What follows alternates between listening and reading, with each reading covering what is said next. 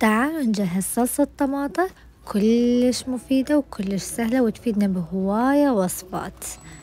أول شي راح أخذ الطماطة أخليها بمي حار، أخليها تغلي تقريبا 10 دقايق.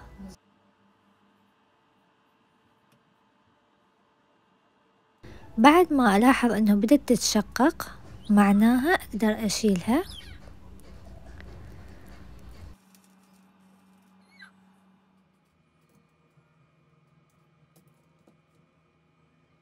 بعد ما أشيلها أقشرها، بعدين أقطعها.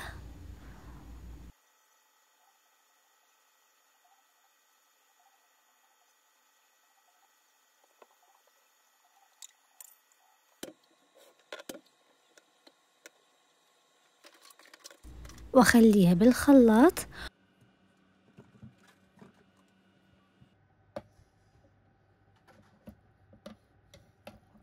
وأضيف عليها بصل وثوم وأخلطها بالخلاط كلش زين بحيث تكون صلصة سائلة.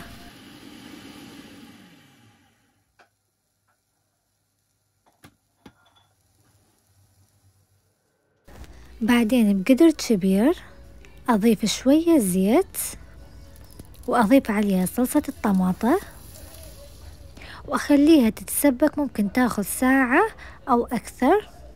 وأضيف عليها رشة ملح تعتبر مادة حافظة طبيعية، وأخليها تتسبك للدرجة اللي أنتوا تريدوها، اللون والكثافة والمقدار.